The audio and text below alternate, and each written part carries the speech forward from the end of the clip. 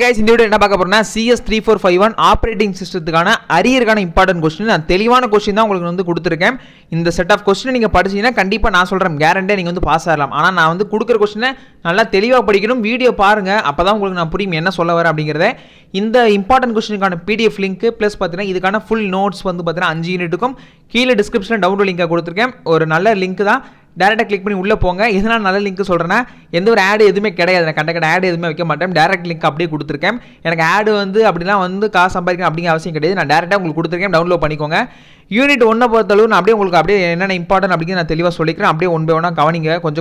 கொஞ்சம் வந்து ஒரு 3 நிமிஷம் ஸ்பெண்ட் பண்ணிங்க அப்படின்னா நான் என்ன சொல்ல வரேன்னு உங்களுக்கும் புரியும். ஃபர்ஸ்ட் யூனிட் 1 பொறுத்தளவு பார்த்தீங்க அப்படின்னா எவாலுவேஷன் ஆஃப் ஆப்பரேட்டிங் சிஸ்டம் கண்டிப்பாக நீங்கள் வந்து மஸ்ட்டாக படிக்க வேண்டிய கொஸ்டின். இதில் வந்து மேண்ட்ரேட்டிங் அப்படிங்கிறது நான் ரெட் கலரில், அப்புறம் வந்துட்டு வெரி இம்பார்ட்டன்ட் வந்து ப்ளூ கலரில் கொடுத்துருப்பேன். இம்பார்ட்டன்ட் அப்படிங்கிறத நீங்கள் வந்து பிளாக் கலரில் வந்து பார்க்கலாம். இதில் உங்களுக்கு நான் ரொம்பவே வந்து டைம் இல்லை ப்ரோ, எனக்கு நான் அடுத்து நான் வந்து சிசிஎஸ்க்கு நான் படிக்கணும் அப்படின்னா மட்டும் நீங்கள் வந்து இந்த ரெட் கலர் மட்டும் நல்லா தெளிவாக பார்த்துருப்போங்க. ரெட் கலர் மட்டும் பார்த்துக்கோங்க முடியாத பட்சத்துக்கு. இல்லைன்னா எல்லா கொஸ்டின் டைம் இருந்துச்சு அப்படின்னா இன்றைக்கி பாருங்கள். ஏன்னா நம்மளுக்கு 6ஆம் தேதி தான் எக்ஸாமு. அதனால் வந்து பாருங்கள். மேபி ஆனால் அதுக்கு முன்னாடி நிறைய பேர் டைம் இருக்கான்னு தான் நினைக்கிறேன். ஏன்னா சிசிஎஸ்க்கு படிக்கணும்.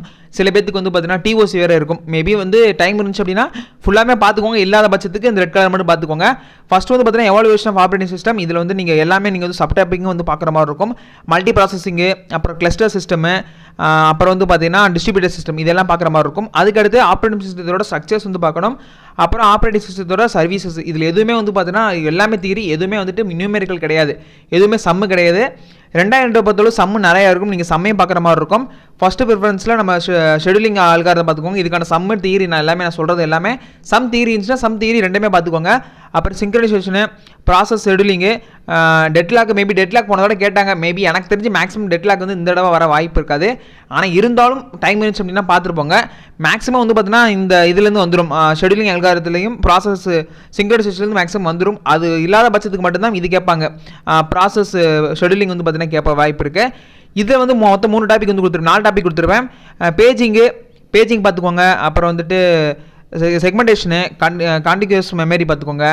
அப்புறம் வந்து பார்த்தீங்கன்னா இது என்ன பிளேஸ் ரீப்ளேஸ்மெண்ட், இதுவுமே வந்துட்டு இம்பார்ட்டன் தான். போன தடவை பிளேஸ்மெண்ட் இருப்பேன் தியரியாக கேட்டதாங்க. இந்த தடவை சம்மா கேட்கறதுக்கு வந்து பார்த்தீங்கன்னா ப்ராப்ளமாக வந்து கேட்கறதுக்கு வாய்ப்பு இருக்குது. அதனால் மேபி ப்ராப்ளத்தையும் வந்து நல்லா கொஞ்சம் பார்த்துருப்பாங்க. ஃபஸ்ட் இன் ஃபஸ்ட் அவுட் ரொம்ப ஈஸியாக தான் இருக்கும். அதுக்கடுத்து வந்து பார்த்தீங்கன்னா இதில் மொத்தமே 3 டாபிக் தான் கொடுத்துருக்கேன். 3 டாபிக் நல்லா கவர் பண்ணிக்கோங்க.